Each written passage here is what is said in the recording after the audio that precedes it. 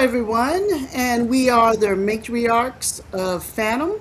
I am here today with Miss Liz and Miss Lady Gray, and tonight's show is going to be a little different. Miss Lady Gray actually have this great idea for our show tonight, and she is going to take lead. Yay, Miss Gray! So I just want to welcome everyone for joining us tonight. Please like and subscribe. And other than that, Miss Lady Gray is all yours. Okay. So today's show is called Technology of Our Youth. And how this came about, the company I work for has forbidden us to have our phones at work anymore. They have to be shut up in our purse. And most of us had our phones where we would listen to music. So I had to go dig out my old ancient iPod because I can't work without music. But that got me thinking, I had this iPod, 10, 12 years ago. And I get to talking to my son, and he was saying a lot of Gen Z are going back to a lot of older technology, the vintage technology. They don't, that a lot of Gen Z actually have what he called dumb phones, and they would get iPods and other things, and a lot of the girls he goes to college with do what they call granny crafts. They like to knit and they like to crochet and do sewing and things like that. So it's stuff that that us as matriarchs maybe used when we were young that's now suddenly back in fashion. So I thought it would be kind of fun to do a podcast of stuff that was kind of cool back in our day and the history of it, and see how it stood up to the test of time. So that's the background for today's show. So we'll get started with the first one. Okay, this is a good old Sony Walkman. And some of these I found out actually came around a lot longer, a lot sooner than I thought they did. The Sony Walkman was actually invented in July of 1979 by Sony's co-founder, and I'm probably going to say this wrong, Masaru Ibuku. I'm probably pronouncing that wrong. And he wanted a convenient way to listen to opera while he was on long plane trips.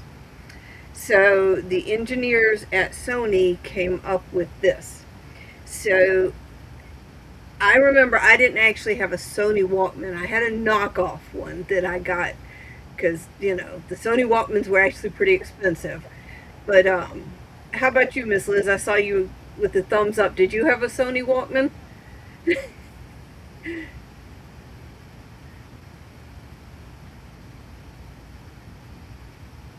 We can't hear you. I had the one with the cassette tape, and then later on I had the one with the CD also. The Discman. I remember that one too. I had a knockoff Discman as well. I had both of them. I Yep. actually liked the disc one better than I liked the the cassette tape because at least the disc you could use it and use it and use it and it didn't wear out. Unlike the cassette tapes, after a while they don't play well. This is very true. How about you, Miss Vonda? Did you have a Walkman? Yeah, it's kind of funny that you mentioned that the inventor used it for listening to opera. I actually did a report on different types of music that people listen to help study. And I brought my Walkman into school that day for my science project. And I had, classical music, opera, rock and roll, R&B. And I let certain students listen to it, put it on the ears to listen to the Walkman and tell me, what music they remember of the songs that I picked. So maybe I knew that it was for operas. It's just, it's just funny that I did something like this. Put the Walkman on everybody's ears for that science project, and everybody listened to music. So this is just really good memories, and I love my Walkman and went everywhere I went. I also had the CD one, like Ms. Liz had. I'm sure probably like Miss Gray. It probably wasn't a Sony, but I had that too. So huh, this is fun. Yeah, well, and that goes back to the whole inspiration behind this. I like to have music while I work. It makes me work better because just the music in the background. So, Hmm. all right, what we I got up still next? have my CD one. Do you still I have? still That's actually really cool. I My still son have Willis it and is I really still cool. use it occasionally. The iPod. Now this is. I actually still had this one, and I dug it up, but it wouldn't hold a charge. So I actually went on eBay and bought a new iPod for work. You can actually go on eBay and find an iPod still in its case, unopened. Don't ask how much I paid for it, but I was desperate enough to have music at work while I worked. Um, how about you, Miss Liz? Did you have an iPod or did you stick with your? Nope, I never had an iPod. My sister did it, but I never did. Okay, Onda? I vaguely remember having one. I don't think I used it a lot, you know, um, but looking at the picture, it looks familiar, so it had to be somewhere in the house. But I do remember I think you was able to cipher music a little bit better. Um, that's really all I remember. You remember how this, since you said you had one or you have one now, how do you use it? Let's see if it can bring back my memories. Well, so you still have to plug it up to your computer and download the music from your computer to the iPod, which is kind of a pain. Um, it's kind of clunky, which is why the phone listening to music from your phone is so much better because you don't have to have that Wi-Fi. They didn't make it. They didn't make it with Wi-Fi. You do still have to have it tethered to your computer to download the music. Okay.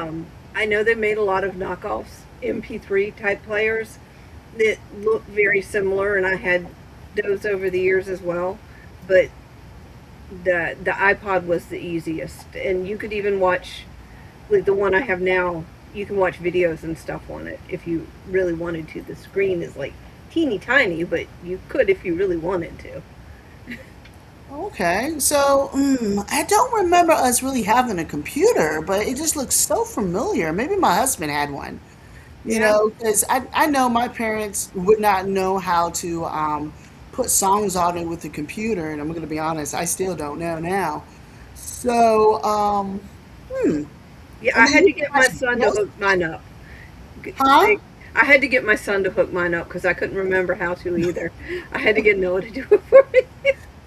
That's one thing about our views. Where I work at right now, sometimes our members had trouble, using their cell phones, and I'll tell them in a heartbeat, go home and find a 5-year-old and tell them what you want, and they will, hook you up and, Hmm.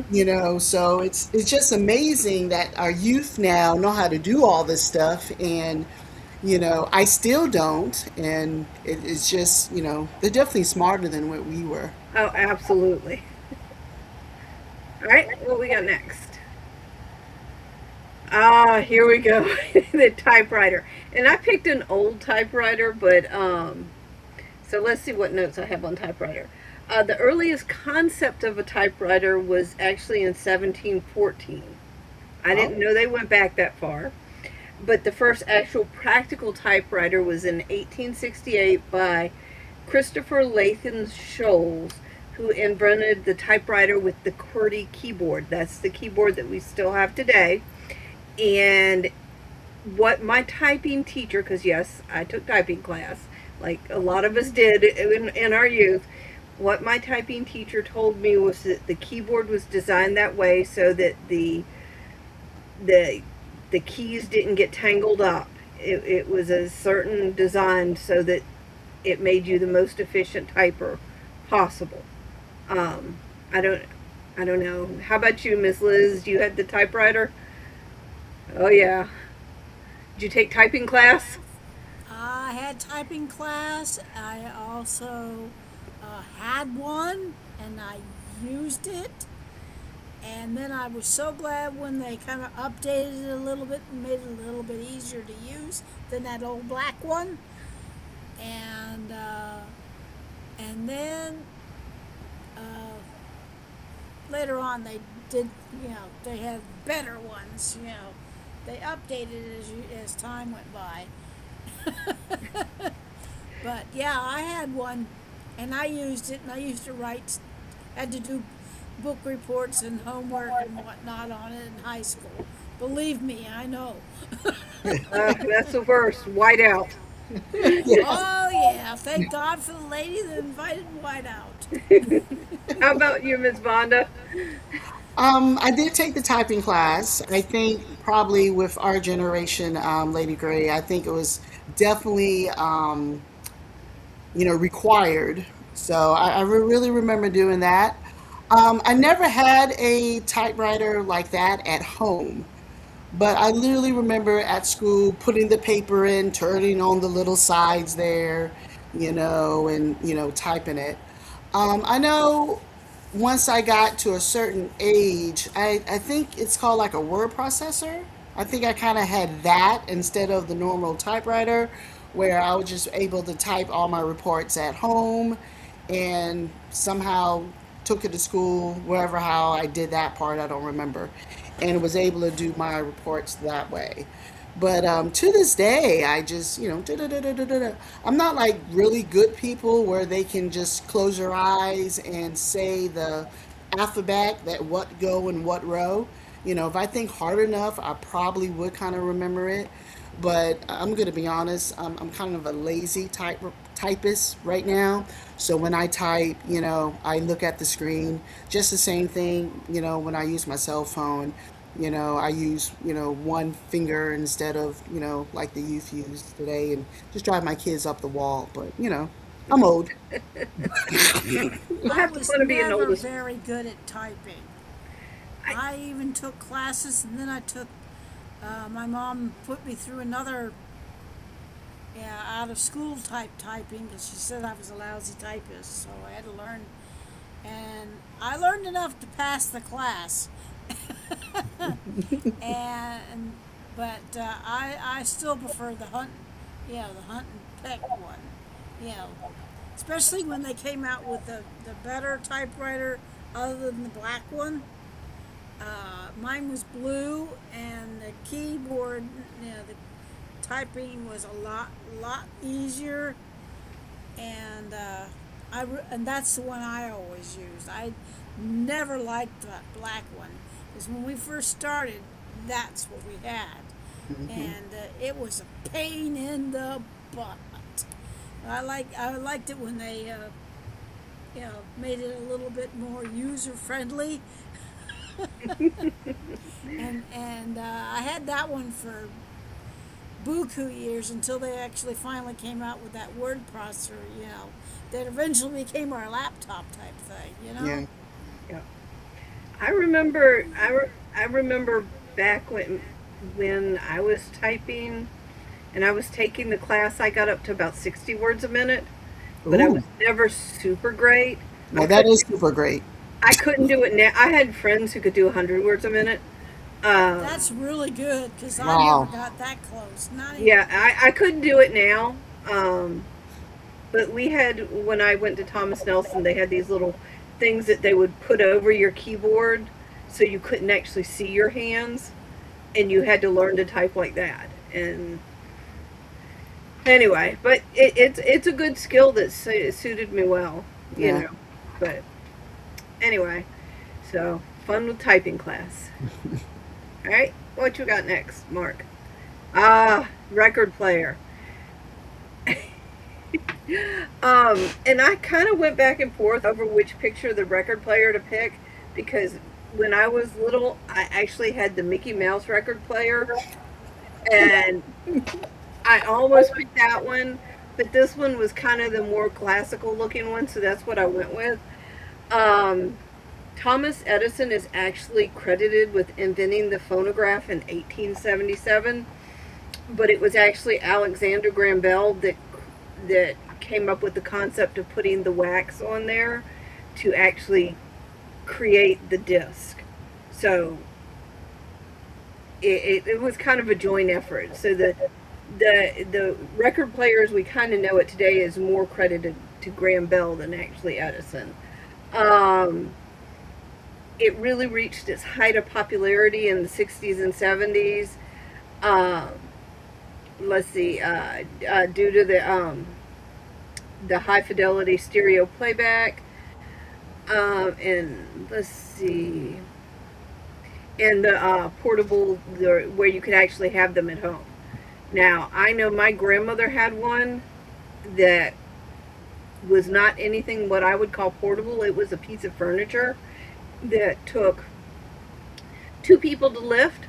It was a whole, it took up one entire wall.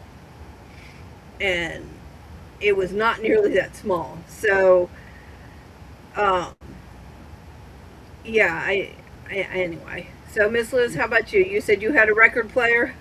Which one did you have? We had the big one, which my parents had, and my great aunt Harriet had one too. But the one we had when we were, as teenagers and whatnot, of our own, was the portable one, which was about the size of a laptop, and it would play 45s and the disc, regular discs and whatnot, and you always had to change it. And then they finally came up with those ones where you could play two or three records at a time, and it would drop it. Uh, yeah, I would spend endless hours playing with the record player. I mean, I played everything. Matter of fact, I still got a lot of my records, at least some of them anyway. I sold a lot, but I kept the ones that really meant something to me. So I still have them. Record players are still popular. People are Oh, still buying them. Hmm. well, my son, I talked about the Gen Zs going back to the old technology. My son actually has a record player and collects records. So, Yeah, because yeah. I kept my Beatles records, and I got a few more other different ones. I sold a lot of the records I had. Well, and now they're worth a lot because they're hard to find. Oh Yeah. yeah, well, I sold them for, yeah. Nowadays, yeah, they would be worth more money, but the ones I sold, like the Fifth Dimension and the Carpenters and the Beach Boys and and classical music and stuff like that, they were just taking up space, and I didn't have a record player to play them on anymore. So I basically, you know, would sell them to anybody who wanted them, and I didn't charge that much for them. And now you And go now, to antique stores and they're like Hmm. 30, 40 bucks. Yeah. yeah, but I do still have a lot of my Beatles. But that's probably the Beatles and some other records that I got from my mother. But that's all I have left. I don't have anything to play them on though. I just kept them because they're the Beatles. Yeah, well, you can go buy record players still. Yeah, I know. How about you, Vaughn? Did you have a record player? Yes, we had ours was black, and it was probably a size of like maybe a breakfast tray. It was tall. With ours at the top, it had the record player, and then it had the cassette underneath it. It had the radio in there. Ours had wheels, so you could move it around. I know my daughter. I know Marky Mark mentioned that we have one. My daughter went to Walmart about a year or two ago and got a portable record player. So we do have that. Don't really listen to it, but we have it. Um, my parents passed a couple years ago and still had all of their records. My brother took some, but I have the majority of them. And I know Miss Liz had the Beatles. We didn't have that, but Michael Jackson off the wall. That we had that one. Grease and so on. And they actually had a record stand with all their records just sitting on it, and we took that. And still have it. I mean, I probably have never used the newer record player that we have, but just listening to y'all, it really makes me want to go in there and pull up those old records and just see what I got. Off the wall. My dad was a big Pink Floyd off the wall. We Nice. have that in the record player and the cassette. But yeah, we had one and still do. So that's pretty cool. Yeah, my Yeah. brother had all that Pink Floyd stuff too, all that hard rock crap. Yeah, and I'm not going to say it was crap. You had to be the right Well, kind of person to listen yeah, to well, Pink I grew up Floyd. loving I'm classical not the right kind music. of person, but I know of the music and the video because once again, when we sold the house, I saw it and I made sure I grabbed it. Never looked at it. Probably won't plan on looking at it, but I have it. Yeah, those Yeah, original ones like that are worth a good bit now Yeah, because they're just, they yeah, don't. make them. Yeah, they don't make them. Well, they make reproductions, but for the original in good shape. I mean, I know what I've paid for some of the ones that like Noah and I have, and yeah. So, I love the old rock and roll stuff. I got a lot of the rock and roll stuff. yep. You know, I grew up on all that rock and roll stuff. My brother was into the hard rock stuff. I wasn't. So, thank God I wasn't around when he was playing that. All right, Marky Mark, what we got next? Ah, the boombox. This really took me back to my I still youth. have that. I picked this one because I had the red one, so I had to pick a red boombox. I had this one, and I remember it got. I had a tape get stuck in it, and my dad had to take it apart, and it never worked again. He Uh, wasn't an expert. yeah, well, he was an electrician too. That's the sad Oh, thing. oh, that's bad. How about you, Miss Liz? You said you still have your boombox. I have the boombox, but the only thing that works is the radio. The boombox part has long since died. The cassette and everything, gone. I have a new one that I bought several years ago that does the cassette tapes, the CDs, and the radio and whatnot. It's all a combined one. I think I bought it at Target or Sears or someplace like that several years ago because I had all this stuff that I couldn't play because the boombox thingy didn't work anymore.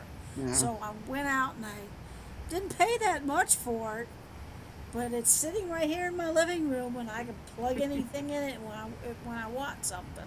So, yeah, um, I may have the boombox stored in storage or something, but it doesn't work. The only thing that works now is the radio. How about you, Miss Vonda? I had a silver one, and then like Miss Liz, it would break easy because I vaguely remember having quite a few different ones. Silver, and then I got into everything just became black. So I had the black one, especially over the years when they kind of went from the square to a little bit of a oval round boom bops. I even had that one.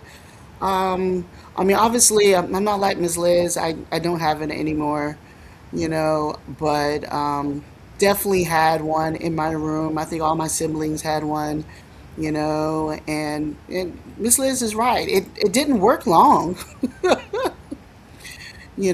so you always had to buy one every couple of years, but I did, my babysitting money, and when it didn't work, and it's funny because you're right. The radio always works, just the cassette part stopped working.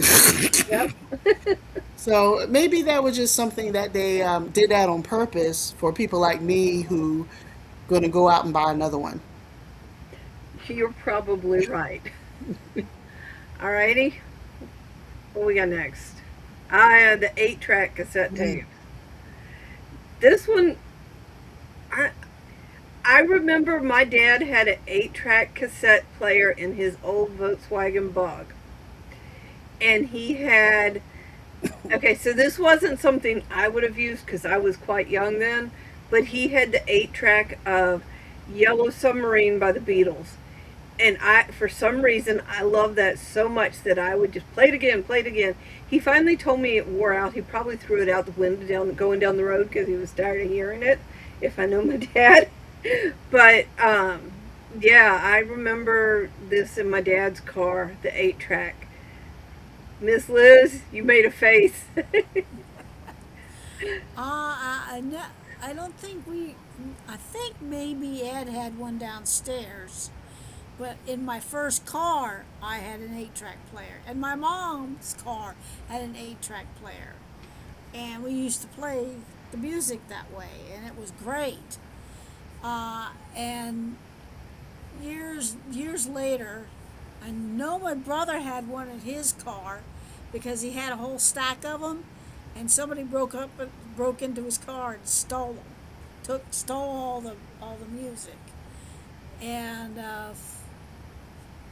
but yeah, I had one and I used to play it, like the Beach Boys and Neil Diamond and a whole bunch of the other stuff that you plugged it in and it would play, and it worked It lasted a lot longer than the cassette tapes did.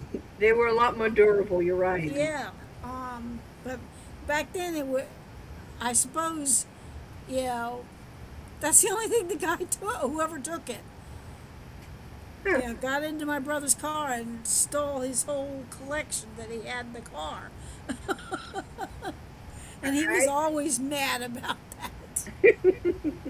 Miss Vonda, you ever use the 8-track? Yes, ours actually didn't look like that. Ours was a white um, 8-track player, but it was round. Okay. Kind of remind me of like a astronaut head, Oh, kind of cool. That helmet, sounds really cool. and it had little silver buttons on it when you wanted to change, from song to song to song. For years it was only in my parents' room, and I guess we just couldn't touch it. And then as we got older, they gave us the honor, and it went the inside the living room. But yeah, just like everybody, we had the Commodores. Apparently, I was a major Gladys Knight fan as a child, so I had all of those on 8 tracks. But yeah, yeah, and I want to say that we took some of that home too when my parents passed. I'm almost positive that we have some in there. So yeah, obviously there's no way for me to listen to it at this point.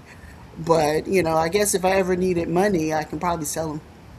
I want to say when we cleaned out my mom's house, we found some of my dad's old ones in there, and yeah, we didn't have anything to listen to them on, but they were there. Yeah, I Yeah, think we gave them to the thrift store, so some collector found them.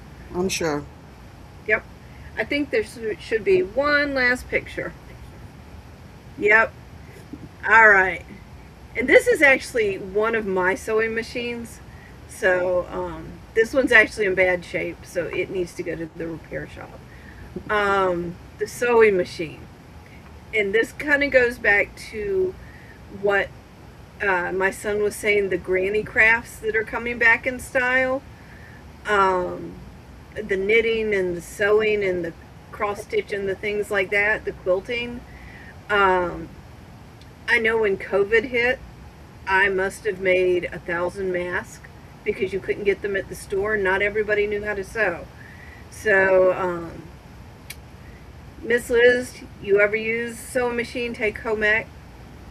Oh yeah, I took home ec, and yeah, I used the sewing machine, and yes, we had one in our house, and I was so happy when they finally got you know, the automatic bobber, the little bobby. They finally Because originally the ones we had wasn't the automatic ones, and now they have the automatic one. It's really easy to feed and everything. And I also loved it when they finally came out with the different stitches, like the zigzag and all that kind of stuff. That was pretty cool. But yeah, I did home ec. I did the sewing. Had one at our house. My mom had one. We used it. And then my dad had one of those really antique ones in his house, just as a showpiece. They didn't use it or anything, but Hmm. in his old antique house, he had one, just like the old radio. And it was pretty cool looking. I mean, that was one of those really old ones. Old Well, enough that's where you what this had to one use is. the pedal. That's what this one's going to be. It's going to be more of a showpiece. I want to get it fixed up so that it's just to look at it. It's not going to be. It's not my primary sewing machine. My primary one is much more modern. How about you, Miss Vonda? Did you ever use a sewing machine? Take home ec? I don't know if I took the class. I'm kind of only assuming that I did. I did have like the kind of the plastic sewing machine growing up. I vaguely remember doing that. But my mother, probably until I got to about sixth grade, she used to sew all of my dresses. Nice.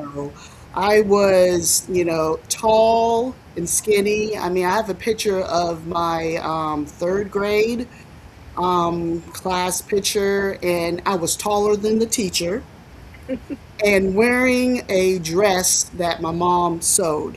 Now, when she passed, she still had that sewing machine. If I would have had room for it, I would have took it. Hers was kind of built into like a desk. So you were able to, I guess, when you're ready to use it, open up the desk, it will pop out. She would do her sewing. Like Miss Liz said, it had the pedal, and when it wasn't in use, close it, and it became a desk. And I tell you, if I don't even know if it still worked, as of a few years ago, but she still had it. And at this point, when her hands got kind of, she couldn't use her hands, it just became a desk. But yeah, we definitely had one. It was in her bedroom. And that's probably why, when I got a little bit older, I was able to want one and use it. I remember her sitting down on the floor and on the bed, cutting out patterns for all my dresses. Now, to ask me now, I can probably sew a button. Honestly, Mark usually does that at That's this okay. point. But yeah, I don't know. I don't think I ever used hers, but as of when she died a couple years ago, she still had hers. And my mom had the one in the cabinet like that too. Hmm. I've always had portable ones. I haven't ever had the one in the cabinet because, like you said, they just take up a lot of room.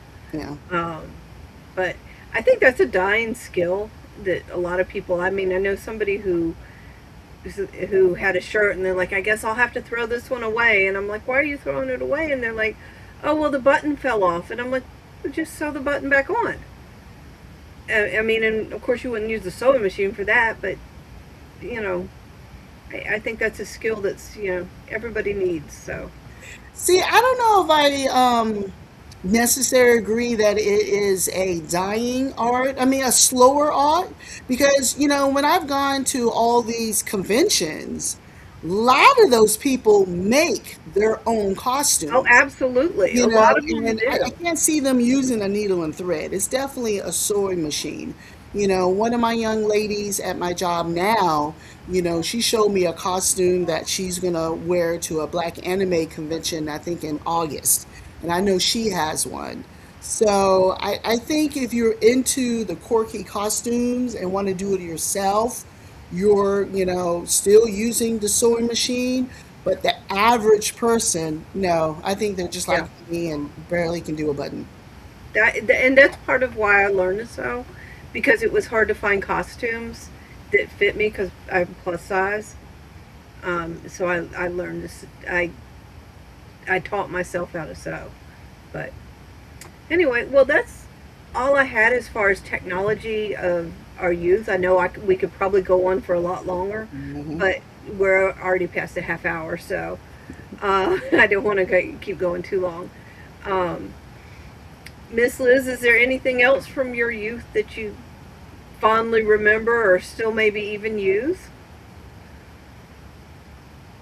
Ooh, can't hear you. Can't hear you, Miss Liz. Remember the telephone where you used to have to dial Oh, the rotary phone, yeah. the rotary phone and then that kind of thing? And I still have a push button phone on my wall that I use in Nice. my house. That's my landline, and it's still the push button one. Boy, when we were young, and we finally got that push button, and we didn't have to do that. I We were remember that. we were ecstatic. I, I remember that, and I remember the old rotary too. You're right. Oh yeah, my great aunt Harriet still had one in her house for years. I have one on my wall, but it's just for looks. It's a piece of art. Yeah, I think you showed that to us one time. Yep. Hmm. How about you, Miss Vonda? Have you got something from your youth that you still remember or still even use? Oh, I'm sure there is right offhand. I'm just thinking of the some of the stuff that we talk about tonight that really want me to go in and and dig up some of this stuff. I mean, wow. You had to rent that phone. Yeah, my Yes, you did. grandmother, she had to rent her phone. She had one in the bedroom, a black one that you had to Mhm. and in the kitchen, she had I guess, the other one. Once I don't even know what the name of those would be. But I literally remember when I was living with her trying to win George Michael tickets. And this is how old, I mean, George Michael, he was, oh, I such a think I star. Sometimes was you could never competing dial against the you for phone Yeah. that one. fast enough. And You just yeah, couldn't and dial you it had a, fast enough. yeah, well, you had a, and and it had a really long cord, and hers were just sitting at the back door on the wall. And I just remember just trying to win those George Michael tickets. You had to be number 104. I got I to, remember I was competing with you to try and win the same tickets on oh my 104. God, I think I got to 96. Yep. I was like, oh, I listening to were the number radio. 104. Yes. So, yeah, that definitely remember. Oh God, I haven't thought about that in years. Yep. Man, I wish I had the money to go to see George Michael back then, but Yeah. Yep. Well, this has been fun. Thank you for letting me host. Oh, anytime. This was fun. Not something I get to do often because I'm always busy, but this was fun and I learned a lot. I hope everybody else did too. Mhm. So that's all I have for tonight. You guys have any other parting words? No, I just want to thank you for doing this tonight. Like I said, I brought back so many memories. I mean, I'm smiling. Inside, I almost kind of want to cry a little bit. You know, just because my parents had a lot of this stuff, I no longer Yeah, have them anymore, and the memories were just great. I thank you for this. This was a really good idea. it was fun. So thank you, thank Yeah. you. So I do want to thank again Miss Liz for joining us tonight, Miss Lady Gray for this awesome idea. We will be back in 2 weeks. And as I said in the beginning, please like and subscribe. If you have any ideas that you want any of us to do, to lead, please let us know. Because we're here for you, and of course for ourselves, but we're also here for you. So thank you again, and we'll see y'all in 2 weeks.